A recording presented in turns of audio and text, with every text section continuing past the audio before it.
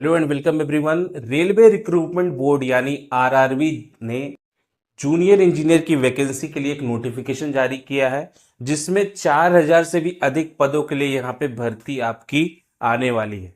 इसमें जेई की जो वैकेंसी है वो कितनी आएगी वो तो ऑफिशियल नोटिफिकेशन जब आएगा तब पता चलेगा, लेकिन इसमें इन्होंने भर्ती जो आने वाली है उसके बारे में एक आपको नोटिस जारी कर दिया है, जो 14 अगस्त 2026 से आपका जो है फॉर्म भरना स्टार्ट हो जाएगा। लीजिए, आपके सामने एक शॉर्ट नोटिस है आरआरबी जेई का, आप यहाँ पे देख सकते हैं 14 अगस्त को आपके फॉर्म जो है भरने स्टार्ट होने वाले हैं।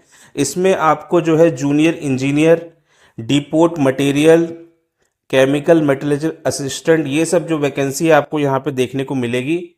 लेवल 6 की ये वैकेंसी है। आप यहाँ पे आप देख सकते हैं 33 साल की आपकी मैक्सिमम एज यहाँ पे जनरल वालों के लिए रहेगी, और जो संभावित जो पद हैं जो रेलवे निकालेगा वो 4098 है, 4098 है। लगभग 4100 के करीब आपकी यहाँ पे वैकेंसी आने वाली है।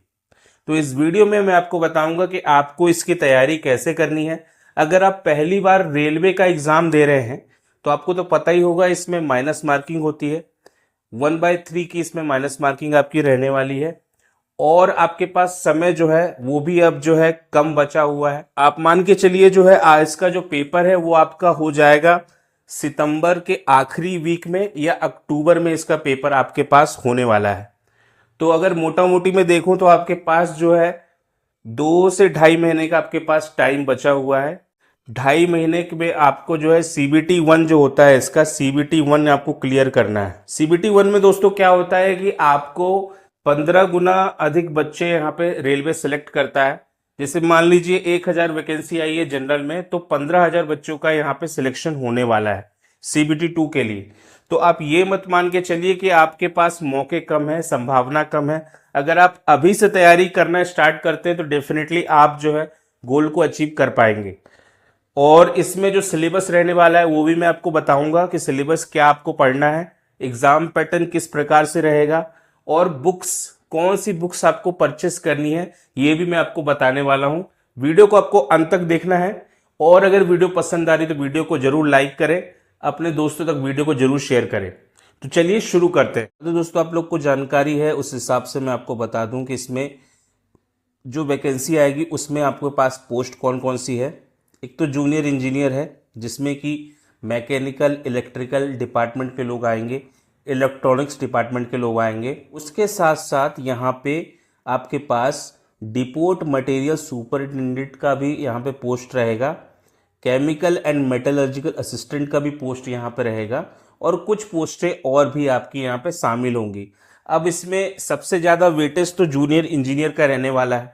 आप सभी को पता है कि लगभग 80% 85% जो वैकेंसी होगी वो जूनियर इंजीनियर के आने वाली है।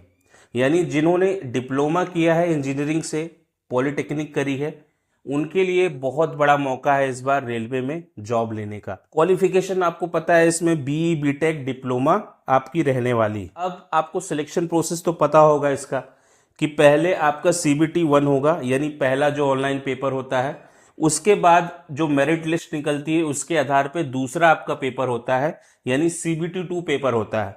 और उसके बाद दोस्तों आपका एक तरीके से सिलेक्शन ही मान लिया जाता है, क्योंकि उसके बाद प्रोसेस आपकी डॉक्यूमेंट वेरिफिकेशन होती है, और नाम मात्र का आपका इसमें मेडिकल होता है। जो पहले CBT 1 होगा उसमें मैंने आपको पहले बताया था कि 15 गुना बच्चे यहाँ पे सिलेक्ट होने वाले हैं। यानी अगर 1000 पोस्ट जनरल की निकलती है तो उसमें 15,000 बच्चों का सिलेक्शन होने वाला है। तो CBT 1 निकालना इतना कठिन नहीं है आपके लिए। अगर आप जो है जनरल कैटेगरी से आते हैं तो अगर 65 से 70% मार्क्स आप लेके आते हैं तो आपका आराम से सिलेक्शन होने वाला है। किसी भी बोर्ड से आप फॉर्म भरें, चाहे भोपाल बोर्ड से आप फॉर्म भरें, चाहे इलाहाबाद से फॉर्म भरें, चाहे मुंबई से भरें। अब चलिए एग्जाम पैटर्न समझ लेते हैं कि कितने सब्जेक्ट्स पूछे जाते हैं, कितने मार्क्स के पूछे जाते हैं, ये देख लेते हैं। देखिए, इसमें जो है आप लोग को कुछ सब्जेक्ट्स देखने को मिलते हैं जो बेसिक सब्जेक्ट्स होते हैं। ज़्यादा इसमें आपको टेक्निकल इसमें नहीं पूछा जाता है।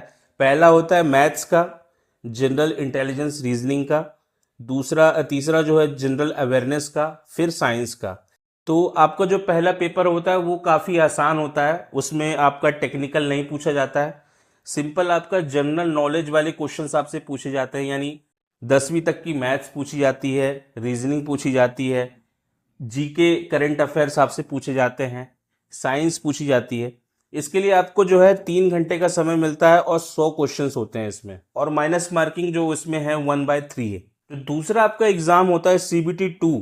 इसमें आपसे टेक्निकल पूछा जाता है, ठीक है, और आपका जो बेसिक जो है साइंस हो गया, जैसे कि फिजिक्स हो गया, केमिस्ट्री हो गया, कंप्यूटर हो गया, इन्वायरमेंटल एंड पॉल्यूशन कंट्रोल हो गया, ये चीज़ें आपसे यहाँ पे पूछी जाएंगी। ब्रांच वाइज अगर सब्जेक्ट्स हम लोग देखें तो सिविल, मैकेनिकल, इलेक्ट्रिकल, इलेक्ट्रॉनिक्स, ये 4 ट्रेड्स में इसकी वैकेंसी आती है। और अधिकतर वैकेंसी आपको जो है सिविल, मैकेनिकल और इलेक्ट्रिकल की देखने को मिलती है। इसका सिलेबस आप सभी को पता है, डिप्लोमा लेवल का जो सिलेबस होगा वही आपसे यहाँ पे पूछा जाएगा। आप अपने डिपार्टमेंट का सिलेबस यहाँ पे देख सकते हैं, इन्होंने बताया है, ठीक है। इंपॉर्टेंट बुक्स बताने से पहले मैं आपको अप्रोच बता दूं कि अगर आप पहली बार पेपर दे रहे हैं रेलवे का तो आपकी क्या अप्रोच होनी चाहिए। देखिए, जो CBT 1 होता है रेलवे का, उसमें आपको नॉर्मल पूछा जाता है, general awareness, science, reasoning, maths. यानी अगर आपके पास इसकी अच्छी कमांड है मैथ की, रीजनिंग की, तो आप वो पेपर बड़े आराम से निकाल लोगे। लेकिन बात यह है कि अधिकतर स्टूडेंट जो है CBT 2 नहीं निकाल पाते। CBT 1 में उनका सिलेक्शन बड़े आराम से होता है, लेकिन CBT 2 निकालने में उनको दिक्कत होती है। अब दिक्कत क्यों होती है? क्योंकि वहाँ पे पोस्टें हो जाती हैं कम, कंपटीशन हाई हो जाता है, और वहाँ पे जो है टेक्निकल के बारे में जो है हार्ड क्वेश्चंस पूछे जाते हैं। तो मेरी आपसे राय ये है कि अगर आप जूनियर इंजीनियर की तैयारी करना चाहते हैं, इसमें सिलेक्शन लेना चाहते हैं, तो आपको अभी से टेक्निकल की पढ़ाई करनी पड़ेगी। CBT 2 के लिए बहुत समय पड़ा है, कम से कम 5 से 6 महीने आपके पास CBT 2 के लिए पड़े हुए हैं। इन 5 से 6 महीनों में आप जो है कोर सब्जेक्ट बड़े आराम से तैयार कर सकते हैं। चलिए बुक्स के बारे में बात करते हैं कि बुक्स कौन कौन सी आपको लेनी चाहिए। जो रिकमेंड करते हैं अधिकतर कोचिंग इंस्टीट्यूट, जो टॉपर्स होते हैं, वो बुक्स को रिकमेंड करते हैं। तो मैं आपको बताने वाला हूँ बुक लिस्ट कौन कौन सी आपकी है। सब्जेक्ट के हिसाब से ये बेस्ट बुक आप लोग के लिए रहेंगी। जैसे अगर मैं मैथ की बात करूं तो RS अग्रवाल सबसे बेस्ट बुक है, आप ये ले सकते हैं। रीजनिंग की अगर मैं बात करूं तो उसमें RS अग्रवाल की verbal and non verbal reasoning जो है बहुत बढ़िया बुक है। जनरल अवेयरनेस में आप जो है लूसेंट की बुक ले सकते हैं, या आप अरिहंत की बुक ले सकते हैं, ठीक है। जनरल साइंस की अगर मैं बात करूं तो इसमें जो है 6th क्लास से लेकर 10th क्लास तक की जो NCERT है वो बेस्ट रहती है। अगर आपके पास जनरल साइंस है लूसेंट की, तो वो भी बढ़िया बुक है, आप उससे भी तैयारी कर सकते हैं। कंप्यूटर की बात करूं तो कंप्यूटर में आप अरिहंत की बुक ले सकते हैं। फिजिक्स केमिस्ट्री जो है 11th-12th क्लास की आप पढ़ सकते हैं। और बाकी अगर आप सिविल, मैकेनिकल और इलेक्ट्रिकल की अगर देखें तो इसमें आपका जो कॉलेज की बुक्स अगर आपके पास पड़ी हैं तो आप वो भी पढ़ सकते हैं, अलग से आपको बुक लेने की जरूरत नहीं है। वैसे अगर देखा जाए तो क्वेश्चंस की अगर मैं बात करूं, प्रीवियस ईयर के क्वेश्चंस अगर आपको सॉल्व करने हैं तो आप मेडिजी की बुक आती है सिविल की, आप वो ले सकते हैं, SSC JE की, ठीक है। जीके पब्लिकेशंस भी आप ले सकते हैं। तो आप यहाँ से इस प्रकार से आप बुक्स वगैरह देख सकते हैं। और अगर आपको प्रीवियस ईयर्स की प्रैक्टिस करनी है कॉम्पिटिटिव एग्जाम की, तो आप किरण की बुक ले सकते हैं। RRB JE की बुक जो आती है वो आप यहाँ पे ले सकते हैं। तो कुछ इस प्रकार से आप लोग का स्टडी मटेरियल यहाँ पे बेस्ट रहने वाला है। अगर आप इस तरीके से अपनी प्रिपरेशन करेंगे तो डेफिनेटली आपको यहाँ पे काफ़ी फायदा मिलने वाला है, काफ़ी आप रेस में आगे रहने वाले हैं। अगर ये वीडियो आपको पसंद आया तो अपने दोस्तों तक वीडियो को जरूर शेयर करें, हमारे चैनल को सब्सक्राइब करें। मिलते हैं आपसे अगली वीडियो में। जय हिंद, जय भारत।